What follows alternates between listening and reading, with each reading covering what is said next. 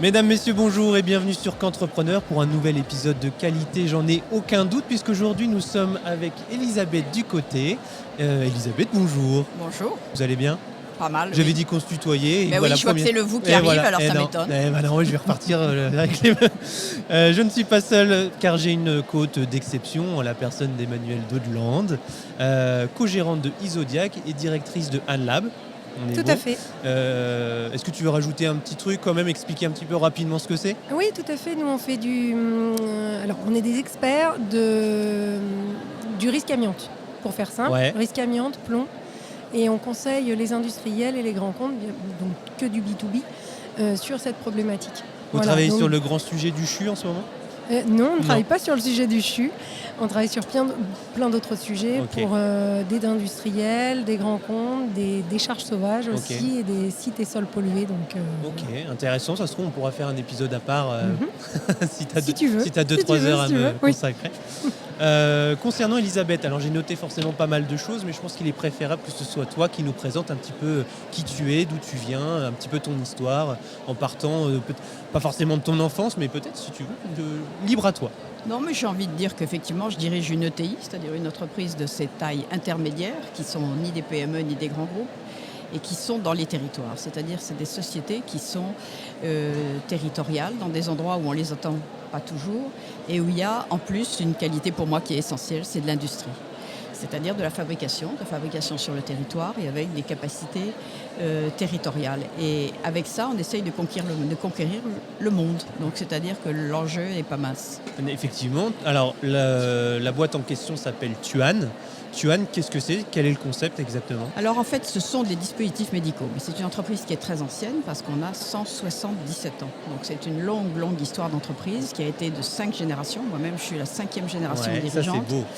Et dans laquelle, en fait, au début, on faisait du textile expert, très particulier, élastique. Donc, c'est une spécialité, mais qui n'était pas dédiée au médical encore à ce moment-là, et qui est devenue dédiée au médical à partir du moment où on s'est aperçu que ce textile élastique donnait une force, et que sous cette force, il pouvait y avoir un pouvoir de cicatrisation. En particulier, ça s'est fait au moment de la guerre où il y avait des soldats dans les tranchées, et ces soldats avaient des ulcères. Et on s'est mis mon grand-père s'est dit, on va mettre des bandes élastiques. Effectivement, on a traité des ulcères et ça nous a donné la voie ouverte ensuite sur le médical, ce qui est notre unique activité aujourd'hui. C'est ce qui se rapproche le plus, à l'époque, le premier produit, c'est ce qui se rapproche le plus des chaussettes de contention que peuvent avoir les sportifs ? Oui, c'est ça. C'est l'idée que quand on comprime, on aide le sang à revenir plus vite au cœur et donc on accélère un certain système de santé et de circulation. Voilà. 1847, donc effectivement c'est une belle boîte qui arrive à tenir dans le temps. Aujourd'hui, vous avez combien de produits différents ? Alors beaucoup, beaucoup, parce que quand on fait des produits comme les nôtres, c'est de l'horlogerie fine, je dirais, dans la mesure où il y a un très grand nombre d'articles, par exemple sur des bas de contention.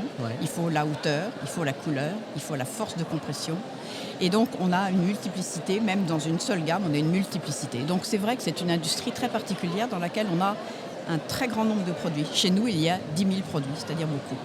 Est-ce que, par exemple, je sais pas, si je prends l'exemple d'un vêtement de compression, la compression peut être supportée par tout le monde de la même manière ? Ou alors, est-ce qu'un même produit va être en fonction d'une personne ? Non, c'est une très bonne question, parce qu'effectivement, c'est comme quand on prend un médicament, parce que la compression, c'est une forme de médicament, c'est une forme de thérapeutique. Eh bien, on prend une aspirine, ou 2 aspirines, ou 3 aspirines. Eh bien, c'est la même chose dans la compression. On peut prendre une force 1, une force 2 ou une force 3, suivant la gravité de ce qu'on a à traiter. Voilà. Et moi, ça me fait rebondir sur une question, justement. C'est que ce que vous décrivez est hyper technologique, très réglementé. Vous êtes dans un domaine, j'imagine, très normé, très réglementé. Et j'ai écouté des choses sur votre parcours. Aujourd'hui, vous êtes évidemment une dirigeante d'une ETI internationale. Donc, vous avez du pilotage, de la stratégie, évidemment beaucoup de relations humaines, puisque je crois avoir compris que c'était aussi, vous étiez psychologue. Est-ce que les métiers de la technicité, le côté technique, c'est ce qui vous passionne dans l'industrie aujourd'hui ? Oui, moi ça me passionne. Moi, c'est quelque chose... ça me passionne. Ça me passionne parce que d'abord, c'est véritablement intéressant en soi de voir une très belle machine qui fait un très beau produit. Je trouve qu'il y a une espèce de satisfaction et je trouve que l'industrie, elle est très structurante. Et ma tristesse, quelquefois, c'est de voir que ça n'est pas assez connu et que ça n'est pas assez attractif pour certains jeunes qui en fait n'ont pas eu l'occasion de voir. Ils n'ont pas Parce compris. que s'ils venaient, je suis sûre qu'ils seraient intéressés. Alors peut-être qu'il faut qu'on fasse plus de journées ouvertes. Enfin, il y a sûrement des choses à aménager pour que la jeunesse se rende compte à quel point c'est intéressant et que c'est positif. Mais c'est vrai que moi, même n'ayant pas eu de carrière d'ingénieur, parce qu'à ce moment-là, il faut se dire que quand j'ai fait mes choix universitaires, les grandes écoles d'ingénieurs n'étaient pas ouvertes aux femmes. Voilà. Bon, les choses ont changé, ce qui n'empêche pas d'avoir une vraie formation qu'on a sur le tas ou qu'on complète avec des séminaires à l'extérieur, etc. Mais oui, l'industrie est passionnante. Et la machine elle-même est passionnante. Et ça vous passionnait déjà quand vous n'étiez pas dans l'entreprise? Ça vous intéressait ou c'est quelque chose que vous avez découvert en entrant dans l'entreprise? Alors, je l'ai découvert bien avant parce qu'en fait, quand on a une entreprise dans une famille, on est peu ou prou, je dirais, mélangé à la vie de l'entreprise. Et le dimanche après-midi, c'était un lieu de promenade que d'aller voir une nouvelle machine. Donc, dès qu'on était enfant, on était quand même assez séduits par cette technicité qu'on a vu évoluer d'ailleurs, parce que ça a été très très vite jusqu'à l'électronique qu'on a aujourd'hui, mais on a vu vraiment très très très fortement évoluer toutes les stades de cette technologie, et ça c'était passionnant. Ouais. Voilà. Qu'est-ce qui a généré finalement ce déclic? Pourquoi être passé d'études en psychologie pour au final participer à l'entreprise familiale? Parce que ça me passionnait, c'est aussi simple que ça. Ça me passionnait. Et l'entreprise familiale, elle m'a tout le temps passionnée, mais c'est vrai que quand j'étais jeune bachelière, et que je me suis dit j'entre dans l'université, la psychologie m'intéressait parce que l'âme humaine m'intéressait beaucoup.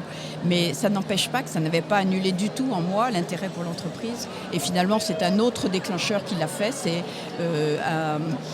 un AVC qu'a eu mon père et qui faisait que il fallait bien que le lendemain il y ait quelqu'un qui prenne. Voilà, et que ça me passionnait toujours à ce moment-là, et que voilà, je suis passée de l'un à l'autre.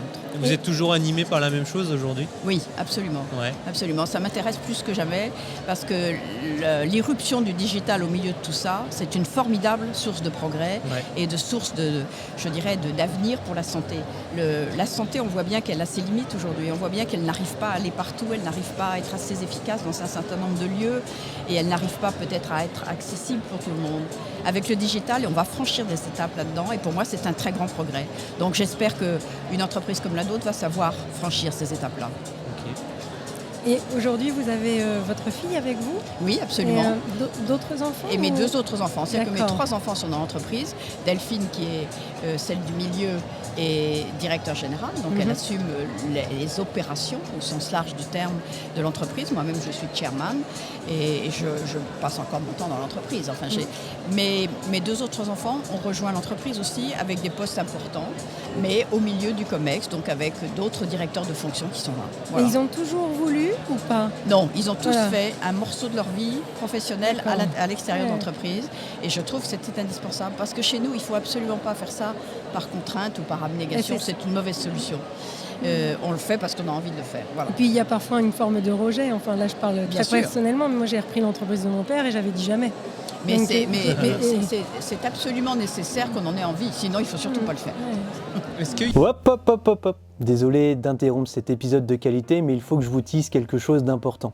Vous avez probablement remarqué que le podcast devient le média authentique pour développer une stratégie de marque. Et si vous voulez vous y mettre vous aussi, mais que vous vous posez encore des questions, il se peut que j'ai bientôt la solution pour vous. Femacom développe sa propre formation en podcast afin que vous puissiez faire entendre votre voix, votre expertise, votre marque, votre passion, et tout cela à travers 10 modules. De l'aboutissement d'une idée à la promotion, la parution sur les différentes plateformes, en passant par le matériel nécessaire, voire même les étapes de post-production, tout vous sera dévoilé, et tout ça basé sur l'expérience de qu'entrepreneur. En 1 an, ce podcast local a rapporté 15 000 € de chiffre d'affaires à l'agence Femacom. Je pense fondamentalement qu'il y a de l'avenir dans les podcasts locaux et que vous pouvez faire la même chose. Si jamais vous êtes intéressé par cette formation, n'hésitez pas à nous contacter sur nos réseaux sociaux ou par mail à contact@qu'entrepreneur.fr pour faire partie des premiers contactés. C'est tout pour moi, je vous laisse tranquille avec la suite de votre épisode. Il n'y a pas, aujourd'hui, vous parliez du digital, il y a aussi l'intelligence artificielle. Vous regardez déjà dans cette direction? Oui, vous savez, on est comme tout le monde, on utilise les outils d'intelligence artificielle au fur et à mesure qu'on les a. Par exemple, si vous voulez, nous qui sommes par exemple vraiment dans la clinique, dans les études cliniques, où il faut savoir comment fonctionne un dispositif médical dans telle ou telle pathologie. Jusqu'à présent, on avait des études cliniques qui étaient reçues par de la revue bibliographique. Maintenant, avec l'intelligence artificielle, on a accès à toutes les études du monde. Là aussi, c'est une étape incroyable en information et en capacité de vérifier certaines choses. Ouais. Donc c'est un accélérateur incroyable qu'on utilise aujourd'hui, bien sûr. Ok. Est-ce qu'il y a d'autres questions sur la partie entreprise peut-être ? Oui, moi j'avais une question, alors elle est peut-être un peu moins rigolote, mais j'imagine... Allons-y quand même. Allons-y. Mais j'imagine que vous avez forcément sur votre carrière vécu des crises. Oui, il y a eu la crise du textile, il y a des crises politiques, économiques ou des crises internes à l'entreprise. Bien sûr. J'ai 2 questions en une, c'est comment vous les avez surmontées et est-ce que vraiment, parce qu'on a toujours tendance à dire que c'est pire aujourd'hui qu'avant, et c'est vrai qu'aujourd'hui on dit que les crises se succèdent, que les cycles sont beaucoup plus courts, qu'on est sur quelque chose, un contexte qui bouge tout le temps. Est-ce que c'est une réalité ou en fait est-ce que c'était exactement pareil avant ? Moi je peux vous dire qu'effectivement, moi j'ai pris l'entreprise il y a plusieurs dizaines d'années, il y a 25 ans, et que forcément des crises on en a eu. On a eu des crises géopolitiques, on a eu cet énorme changement de l'Europe qui s'appelait la chute du mur de Berlin. Et pour nous ça a été à la fois très important comme tout citoyen, mais ça a été aussi un déclencheur parce que je me suis dit là, l'Allemagne est en train de prendre un nouveau tournant et le centre de l'Europe est en train de se déplacer vers l'Est. Et il faut y aller. Et j'y suis allée avec quelques collaborateurs en se disant qu'est-ce qu'on va faire ? Parce qu'on y va, vous savez, avec les yeux ouverts, mais avec pas beaucoup de solutions encore. Et c'est vrai que là, on a eu l'occasion de reprendre une très petite entreprise allemande de notre métier et que ça nous a permis d'avoir justement cette espèce de démarrage d'une racine allemande qui était indispensable parce qu'il n'y avait pas de chance d'être européen si on n'avait pas eu cette racine allemande. Mais il y avait aussi de l'opportunité dans l'air qui nous faisait dire on pense que c'est ça. Il n'y avait pas un grand concept stratégique, ça. Non, mais c'est un risque qui devient une opportunité, en fait. Voilà, exactement. Et je trouve qu'il faut écouter son bon sens en entreprise. Et quand on a un espèce de bon sens qui nous dit oui, essayons d'y aller, alors il faut le suivre. On revient à l'intuition sur la conférence de Monokawa tout à l'heure. Suivre son intuition, parce que 9 fois sur 10, si ce n'est 10 fois sur 10, on est toujours dans le vrai. Ok, tu avais une autre question sur la culture internationale, je crois. Oui, alors oui, j'avais. C'est toujours un peu, c'est lié à ces métiers parce que moi j'ai vraiment appris à aimer les métiers de l'industrie, les métiers hyper techniques et ça revient un peu à tout à l'heure. C'est avec toutes ces, parce que forcément vous travaillez aujourd'hui, vous avez des usines à l'international, donc c'est multiculturel. Il y a, j'imagine, énormément de métiers différents dans vos entreprises. Et est-ce qu'il y en a un ou deux que vous auriez bien aimé aller toucher du doigt, enfin, que vous auriez aimé découvrir un peu plus ou un pays ou une façon, enfin voilà, une organisation différente? Alors moi ce que je peux dire c'est que chaque fois que j'ai découvert un pays, j'ai aimé ça, vraiment, et j'ai aimé et j'y suis allée moi-même. Et je trouve que le dirigeant doit aller sur le terrain.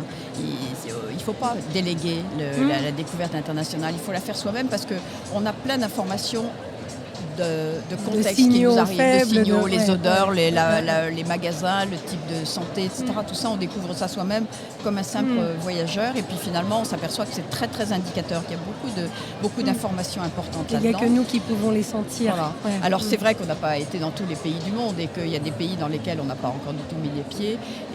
Mais si vous voulez, par exemple, pour moi, le fait que nous soyons allés en Inde a été une découverte formidable. C'est un pays que je ne pensais pas jamais avoir à aborder. Et puis le hasard fait que j'y suis allée et que c'est un pays que j'ai vraiment aimé et que j'aime toujours. Et donc je trouve que cette espèce de connexion entre le dirigeant et la compréhension d'un pays, c'est très, très, très, très puissant. Ça donne encore plus l'envie de s'y implanter. Et cette envie, elle permet de réaliser des choses. Oui, d'accord. Voilà. Et puis un métier, il y a beaucoup de métiers chez nous, mais c'est vrai que moi j'aime bien les métiers dans lesquels il y a une espèce de fusion entre deux technologies. Parce que l'innovation, elle vient quand on ose mettre deux choses qui n'allaient pas ensemble jusqu'à présent et de les mettre ensemble. Et de les mettre ensemble fait quelque chose de différent du voisin. Donc moi j'aime bien quand on essaye de mélanger deux technologies qu'on a et de se dire tiens, qu'est-ce que ça apporte de plus ? Voilà. Et si ça marchait ? Et ça marche de temps en temps.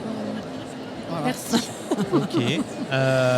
Il nous reste quelques minutes. Je vais avoir deux, trois petites questions qui sont un peu plus perso. Est-ce que vous avez des modèles, des personnes qui vous ont tiré vers le haut, qui sont des exemples pour vous?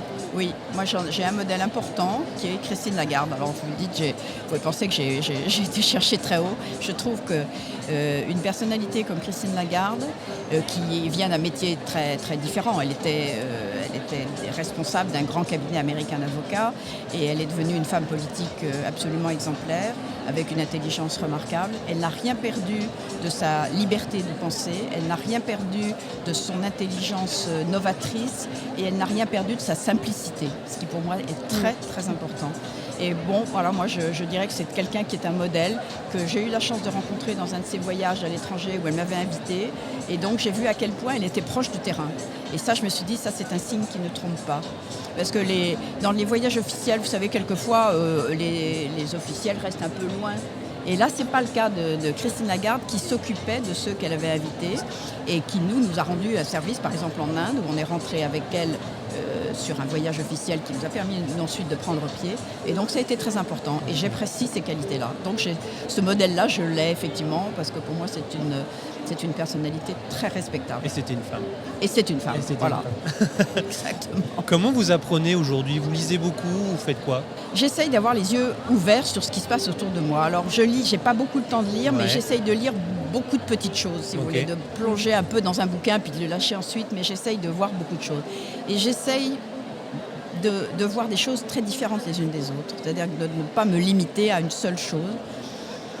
Et puis j'aime bien aussi, honnêtement, alors en littérature, retrouver des textes très anciens, parce qu'en général, il y a des vérités très importantes dans ces textes-là. Est-ce qu'il y a un livre qui a créé un déclic chez vous, que vous recommanderiez, un espèce de mind changer, quelque chose qui... Voilà, si vous deviez offrir un livre, ça serait quoi? Moi, je vous dirais, quand j'ouvre un livre, c'est souvent un Camus. Parce que je trouve que Camus, dans son espace moderne, avec toute cette idée du bassin méditerranéen, qui est quand même une idée remarquable, et avec tout cet existentialisme qui est très, très intéressant aussi, pour moi, c'est quelqu'un qui a été un pilier dans la littérature. Mais il y a quelquefois des auteurs qu'on oublie de regarder et qui ont été presque des grands précurseurs du management. Par exemple, Machiavel, dont on ne voit que les mauvais côtés, mais qui a écrit Le Prince, c'est une très très belle leçon de management. Ok. Il faut se plonger là-dedans. Je m'y intéresserai. Regardez-le. Je le promets. Et ma question préférée, la dernière, si tu avais la possibilité... Je repars dans les travers. Oui, en fait, on avait dit tu. Eh oui. Si tu avais la possibilité de croiser Elisabeth Ducoté quand elle avait 20 ans, qu'est-ce que tu lui dirais? Je dirais qu'il y a beaucoup de possibles dans la vie. Et donc, il faut traverser les expériences parce que toutes les expériences sont utiles. C'est-à-dire ce qu'on a eu comme expérience dans la vie nous sert dans l'étape après. Il ne faut pas croire qu'il y a des bouts de vie qui sont étanches les uns des autres, pas du tout. Ce qui nous a été donné comme expérience à traverser nous sera utile dans le stade après. Donc je ne crois pas du tout que la vie soit une ligne droite, je crois que c'est une ligne courbe. Et cette ligne courbe, il y a un grand fil rouge qui s'appelle nos expériences accumulées. Voilà, moi c'est ma conviction profonde. L'empirisme avant tout. Oui, beaucoup. Moi je suis très empirique, absolument. Okay. C'est bien parce qu'au moins on a un point commun là-dessus. Là-dessus, moi je suis d'accord, j'arrête pas de le dire. Merci beaucoup Elisabeth, merci beaucoup. Mais non, merci. Merci à vous. Merci beaucoup. J'espère que vous avez passé un bon moment, j'espère que ceux qui nous ont écoutés jusqu'au bout aussi. Et puis je vous dis à bientôt pour un nouvel épisode de Qu'entrepreneur. À bientôt, sûrement. Au revoir. Allez, encore un épisode de qualité. Si cet épisode t'a plu, tu peux lâcher un petit j'aime, tu peux t'abonner pour ne pas rater les prochains épisodes qui vont sortir, mais encore mieux, ce qui serait sympa, c'est que tu recommandes cet épisode à un de tes potes. Voilà, c'est tout pour moi. Du coup, je te dis à bientôt pour un nouvel épisode de Qu'entrepreneur.